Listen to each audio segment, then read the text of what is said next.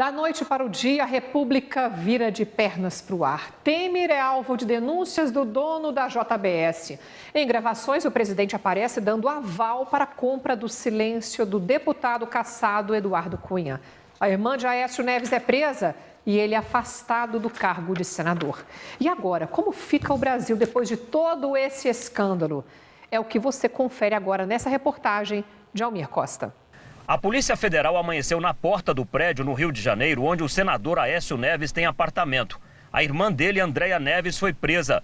Também nas primeiras horas de hoje, o Supremo Tribunal Federal afastou o senador do mandato a pedido do Procurador-Geral da República, Rodrigo Janot, que também pediu a prisão do senador. As ações são consequência do vazamento de trechos da delação premiada dos donos do grupo JBS. O empresário Joesley Batista gravou o senador pedindo R$2 milhões para ele.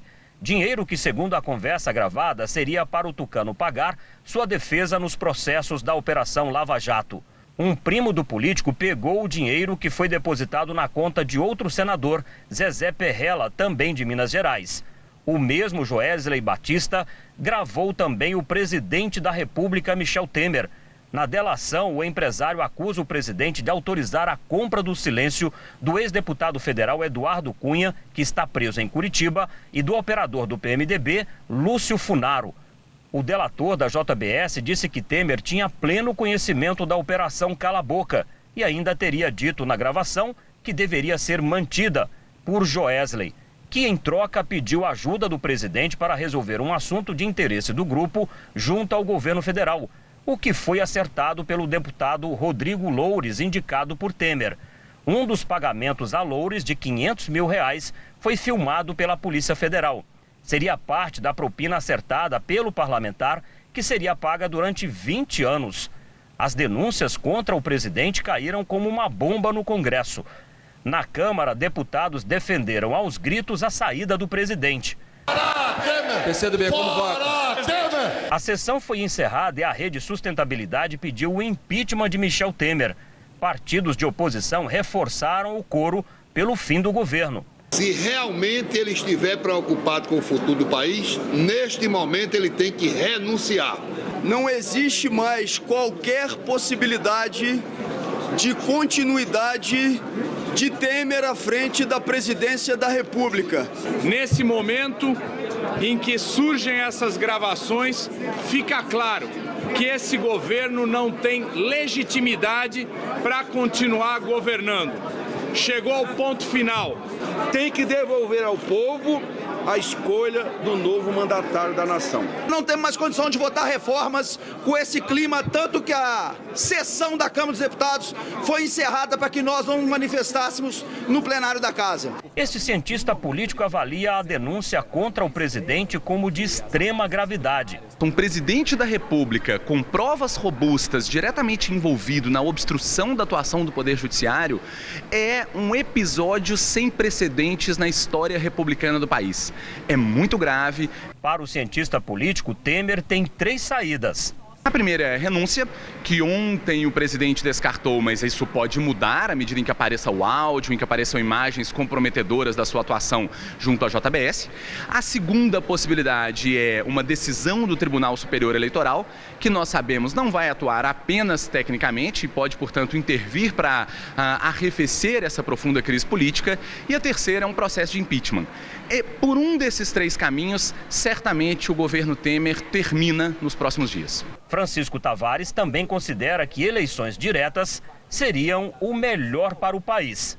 Outra saída é a aprovação de uma emenda constitucional que já tramita no Congresso para devolver ao povo a possibilidade de eleger diretamente os seus governantes. Basta mexer no artigo 81 da Constituição, esse projeto de emenda já está no Congresso e aí certamente estabilizaria a cena política, porque a própria população elegeria alguém e não um Congresso cuja credibilidade e legitimidade já é quase zero em nossa sociedade. Em 8 anos, a JBS doou quase R$500 bilhão em 4 eleições.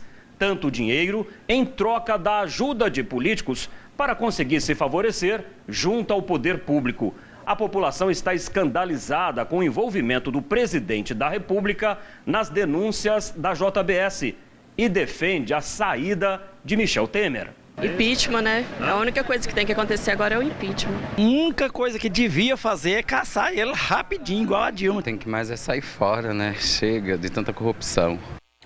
Pois é, que mar de lama e como vai ficar o Brasil a partir dessas denúncias pesadíssimas. Nós trouxemos aqui o advogado eleitoral Diogo Crossara, que vai conversar com a gente. Boa tarde, senhor. Boa tarde. Bom, nesse momento, por exemplo, se Michel Temer decidisse renunciar, como é que ficaria a situação do Brasil? Bom, se nós tivermos, como Michel já era o vice que assumiu a presidência, tendo em conta o impeachment da Dilma, a gente teria o caso de dupla vacância.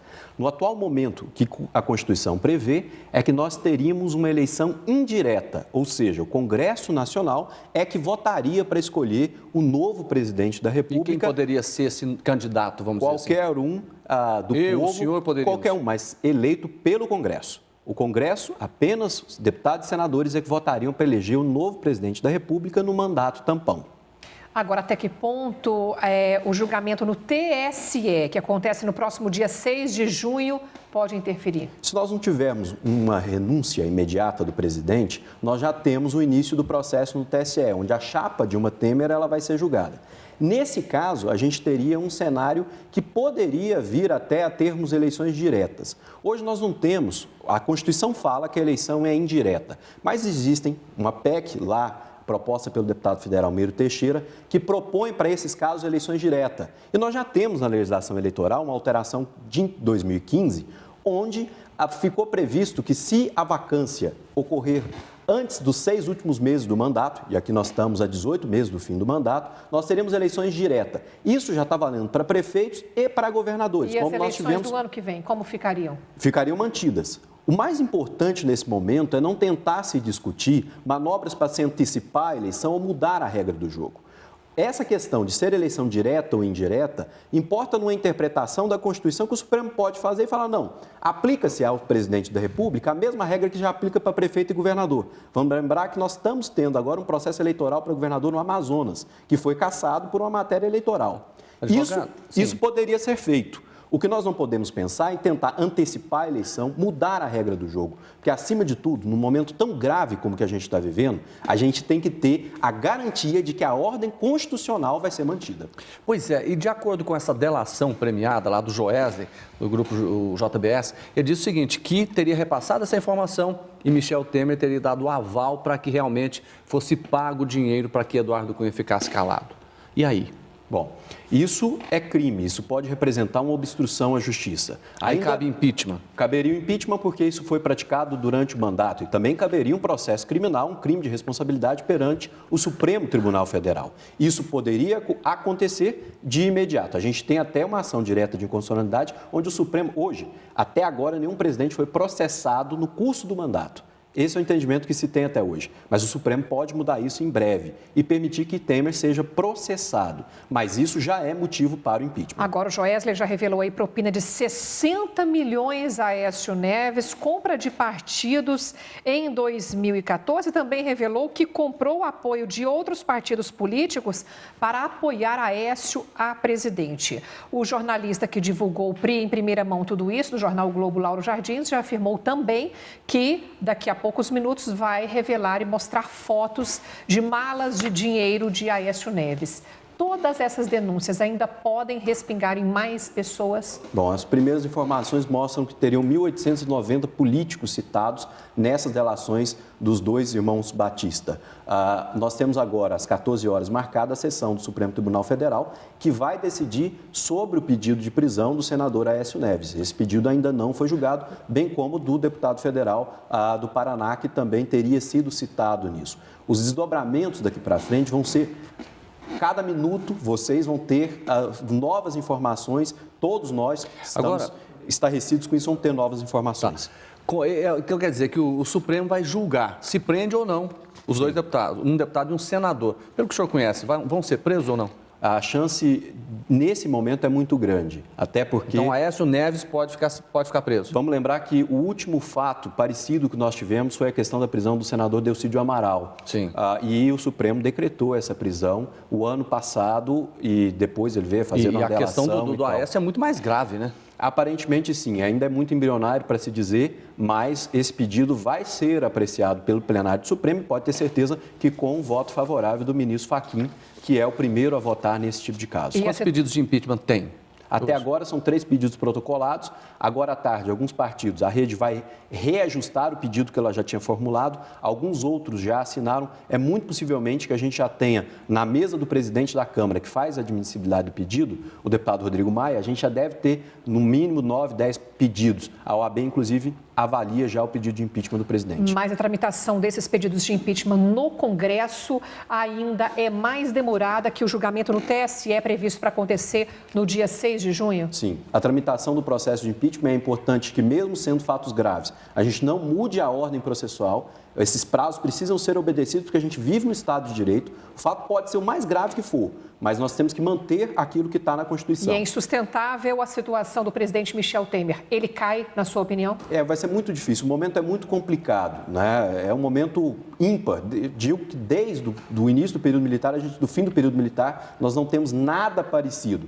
Mas, com certeza, me parece que o processo na Justiça Eleitoral, que vai ser julgado agora no começo de junho, que seria mais célere até do que o próprio processo de impeachment, o processo de impeachment deve durar a volta de 90 dias, nós teríamos certamente uma resposta mais rápida no TSE. Muito obrigado pela participação do senhor. Boa tarde. Boa tarde.